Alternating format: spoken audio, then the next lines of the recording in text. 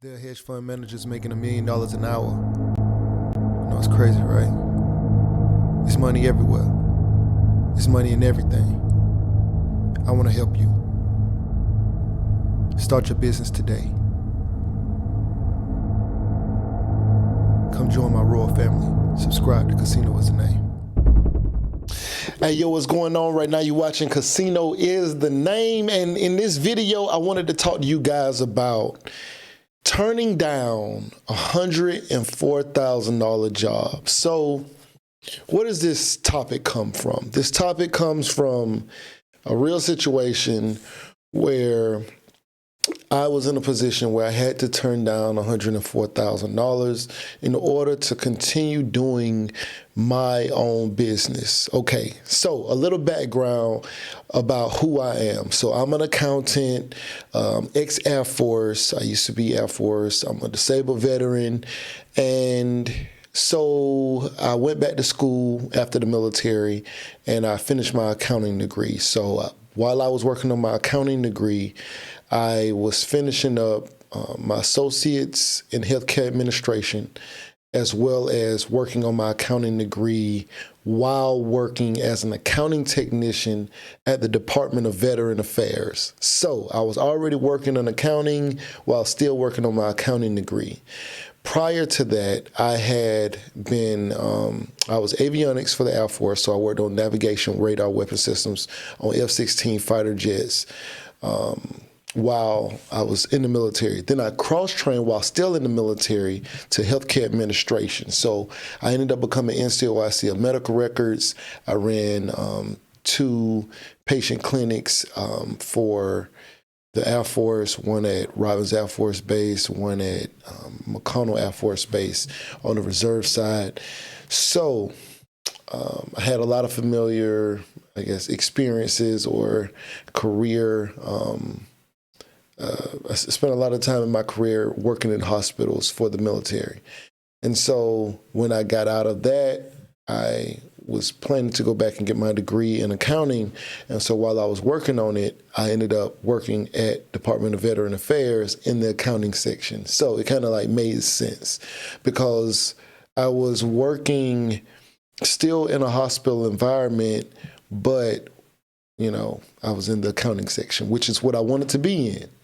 I wasn't an accountant. I was an accounting technician. So, but I still got a lot of experience seeing kind of like what, you know, accountants did because I did have to work with them some. It was more remote. They weren't really where I was. The accountants weren't there, but they were very familiar with me. I was familiar with what they did. I got a chance to see things firsthand. And then as soon as I finished my accounting degree, I got my dream position, which was a job. So I was in the GS system. And so the job that I got was a GS 7, 9, 11, 12, 13. And I know you guys probably, unless you're familiar with the GS system, you're probably like, I don't know what that even means. But basically, it was a ladder grade position. The federal government operates off of typically a GS system, general services, I guess that's what it means.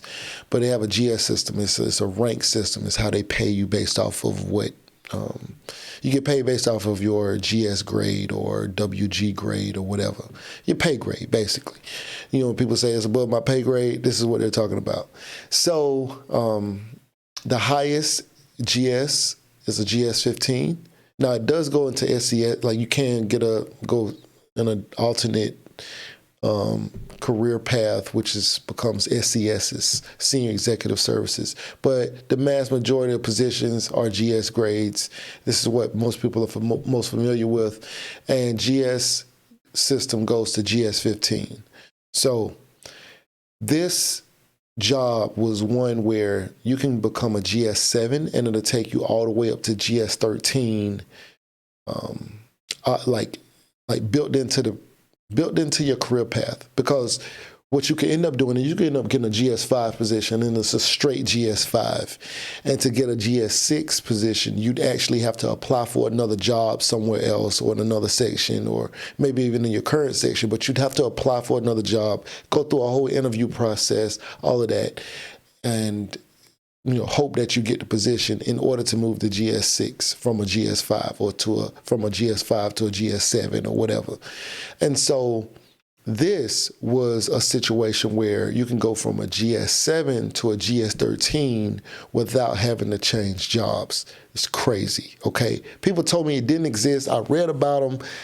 I saw that they existed, but everybody who I talked to who was already working at the VA was like, no, that job doesn't really exist. It's not a real job. It's a myth. Like, even though they have them on like USA Jobs, nobody ever gets them. And I landed a position. A lady called me, said, hey, I have a GS 9, 11, 12, 13 for you. Like, we selected you. We want to know if you want to continue through the interview process. And I said, sure.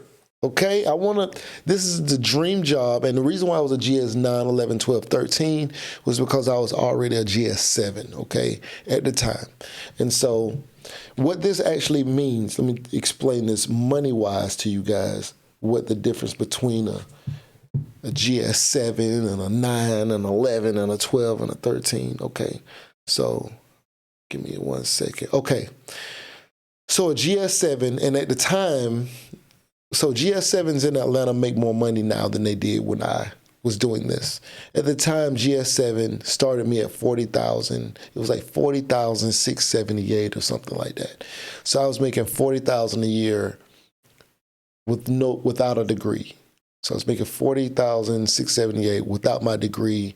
And so the GS9, excuse me, I think the GS9 was about 55 or 52,000.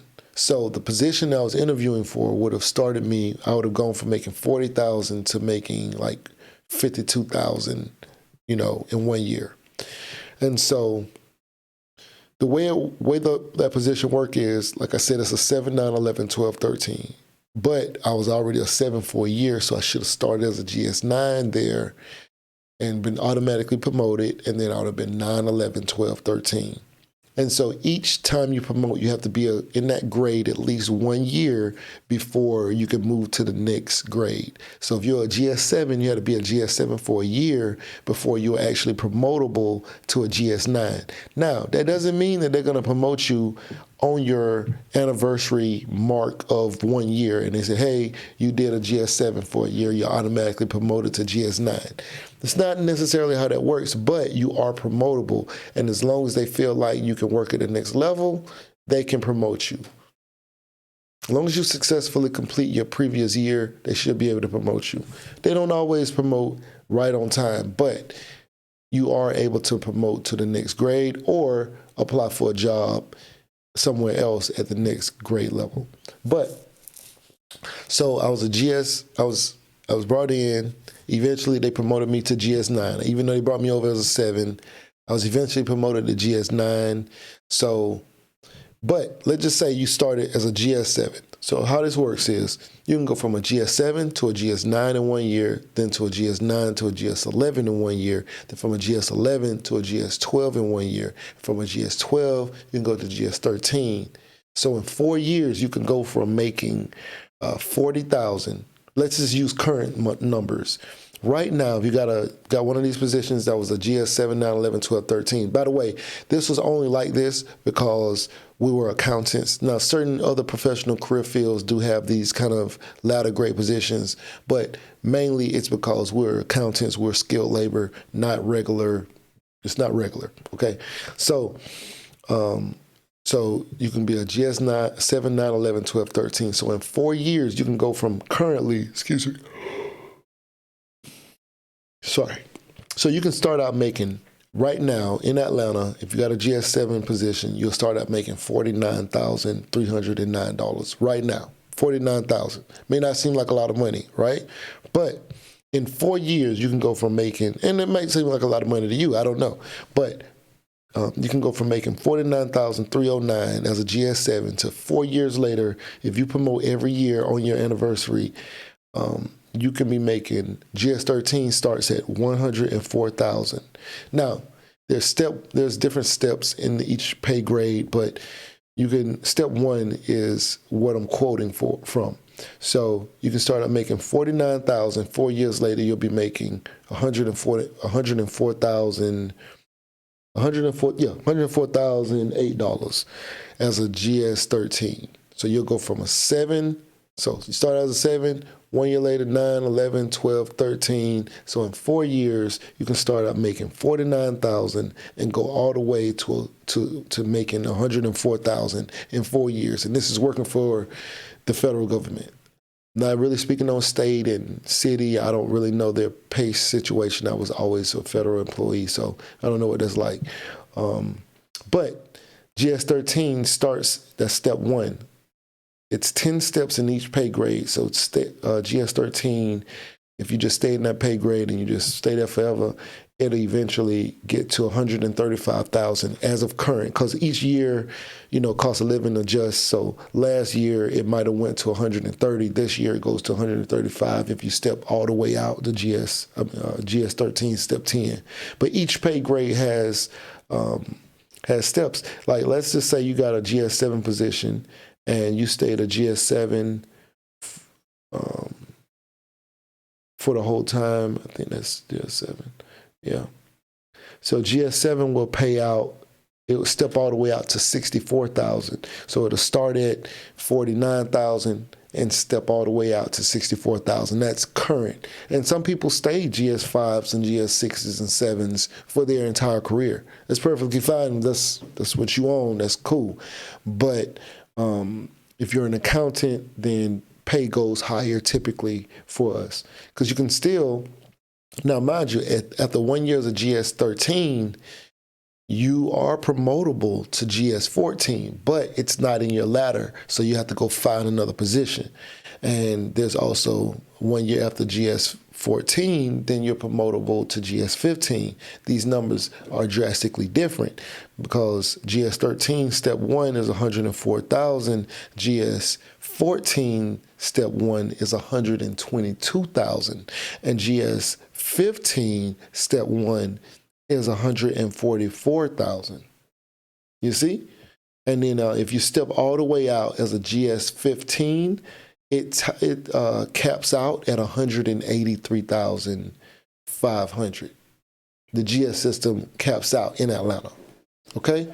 Now, can you go to SES and all of that? Yes, you can do all of that, but that's not even the point of this video. The point of this video was pretty much to just tell you how, so my position went to GS13. I quit my job as a GS12 and I started my own company, right? Well, I had already had my own company, but I came on full time. I'm fully entrepreneur. I have no safety net. I have no other job. I was already an entrepreneur, but I am fully out here. I don't work for anybody but me. I do government contracts, and so the government, you can say I work for the government still, but I work for my own company. Well, I run my own company.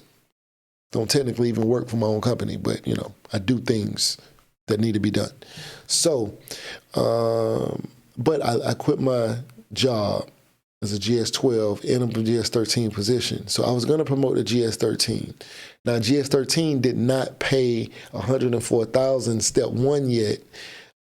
It still was, I think, just under $100,000 for step 1. Now, I think it went up to 126. Yeah, I think it went up to 106 at the time. Now it's up to like 135,000 on the step all the way out on the step 10. But entry level step 1 GS13 did not bring you in at 100,000 at the time. I think it was maybe 99,000 or something. I think. But now it's over 100,000, right? And I was doing what I was doing, making a lot more money doing government contracts than I could ever have dreamed, like, working. And so while I was working on this last project, I was actually in an accounting section or finance budget section, whatever they call it. I was in their financial section. And so we was doing some work in there and things like that. And so the lady who's over the section comes in, and because I mainly deal with the people who are in charge to tell them what I need them to do so that I can do my job. And they instruct their people from there. So this lady comes in, we're talking, and I'm not gonna say what agency or anything like that, but as we were talking, she was like, "Man, like you're really smart. Like, how did you find this kind of job? Like, you don't seem like this is what you do. How long have you been doing it? Because, you apparently been doing it a long time." And I was like, no, I haven't been doing this particular thing for a long time. I'm brand new to it. But, how hard could it be? Right? How hard could it be? So she was like, "Man, this is crazy. What'd you do before?" And I was like, "Oh, well, I'm technically an accountant. I work for IG Inspector General, so I'm well versed in accounting stuff. And I also work for the VA as an accounting technician. So I was dealing with fund control points, budgets, researching contracts to see how much a contract was awarded, to see how much this is, how much money what's the history on this account, all that kind of stuff." So I was familiar with a lot of these accounting functions. And she was like, "Man, that's crazy. I love to see your resume." And I was like, "Oh yeah, like, cool." And I showed her, and so she asked me some questions, and I was just kind of like telling her like what my job was, and I was doing performance audits and stuff, and telling her about the reports and how she can research the reports. And I was showing her like, "Hey, this is a report that I did right here." And our reports got read on the House floor and stuff like that because they went straight to Congress. And so I was just showing her all of that and telling her about like what I did in audit and how it's the highest level of audit in the world and things like that. And she was like, "Man, that's crazy. This is great." And that I met you, she said, "Because I actually have an opportunity for you right now." And I was like, what do you mean?" Like, I'm thinking like got a government contract, like that might involve some audit work. Okay, sign me up. But she was like, no, they were actually beefing up their accounting section and they need to hire a lot of people. I don't know if she was like 50, 60, 100 people, something like that. I don't remember how many, because sometimes these numbers, like a lot of different people who are hiring tell me like, "We're hiring 120 people, we're hiring this many." But I remember the number was definitely over 50 though. Whatever it was over 50. I don't know if it was like 80 or 100 or whatever, but I know it was over 50. It could have been higher, could have been over 100. But I know it was at least 50 because she was telling me about like this section is hiring this many people, this section is hiring this many people, but she is over the entire like wing or whatever. She was like SES. So she was like, "Yo, I can bring you in. I know you were saying you was a 12, and I know IG pay grades go kind of high." So she was like, "Well, I can bring you in as a 13." And she said, "I can bring you in as a 13 for sure." She said, "But I don't know if that would be, that would entice you, but we also have some 13s/14s. So there were 13 positions that stepped up, that had a ladder to the 14. It's very interesting." But she was like, "Yeah, I have some 13s. She was like, "I got a ton of 13s. And for the 13s that she had, the GS 13 positions, most of them weren't directly the 13. They were like, 12 13s. They were, well, you'll come in as a 12 and promote to a 13. And then some of them were like 9, 11, 12, 13s, similar to what I came from. So she had some of those. But she was like, "Yeah, so since you have all this experience, you'd go straight to the 13 and I can get that done. Like, we need people anyway, and most of the people we're going to be bringing in aren't going to really have much experience at that level. So they're going to be bringing a lot of people around the 9 and 11 pay grade." And so she was like, "Hey, if you want it, like, I can give you my card, or we can go ahead and, we can try and get you on, onboarded like ASAP because we need the bodies. And I was like, well, first of all, it's flattering. I appreciate it. I definitely appreciate it. I'm gonna keep that in the back of my, keep the card in my pocket just in case one day, just in case, rainy day. But I pretty much told her like it would not be enough money to move me even a little, not even a little. I walked away from that, But it feels good knowing that I have options. But I also don't want anybody to think that I'm speaking from some unbelievable kind of place or even bragging, because I have had a professional career and I've done a lot of work to get to this point, right? Like I have a lot of things that I've done to make it to this point where I get offered $80,000 jobs, $90,000 jobs off the street because of my professional, background, resume, all of that kind of stuff. So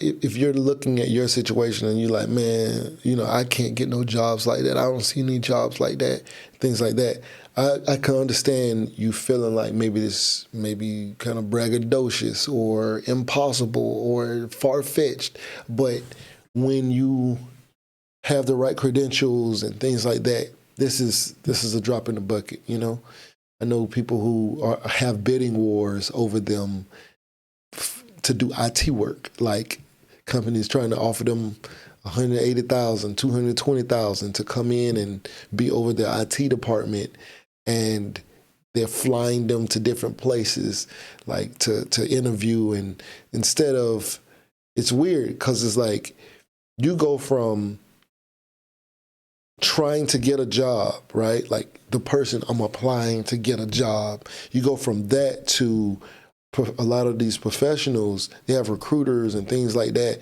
and companies are flying them in and they're kind of applying or interviewing not to get the person, but for the person to want to be with them. Like it's like you go from I'm trying to get this job to the job is trying to get you. The job is trying to convince you to take the position with them. So they're, hey, we're going to put together this package for you. We'll do this. We'll do this. If you just come on and you give us 6 months, you give us a year, then we'll do this. And if you stay another year, we're going to do this. And so it's a very different place to even, I guess, think from, to be in, compared to what, I guess, what's typical and what most of us would probably think is going to be the norm for trying to get a job, right? But I really just wanted to come on here and kind of, talk about that, and, and the fact that I turned down a $104,000 job, starting out. And I never thought that I would have been in this position to even be able to do anything like that, Anyway, right now you're watching Casino is a Name. If you find any value in these videos, please like, share, comment, and subscribe, and we out. Beat me up, Scotty. Me and her together, we just count it up. Money on my mind, I can't get enough. Don't play with my money, you don't want no beef. Cause I come from the bottom, I come from the street.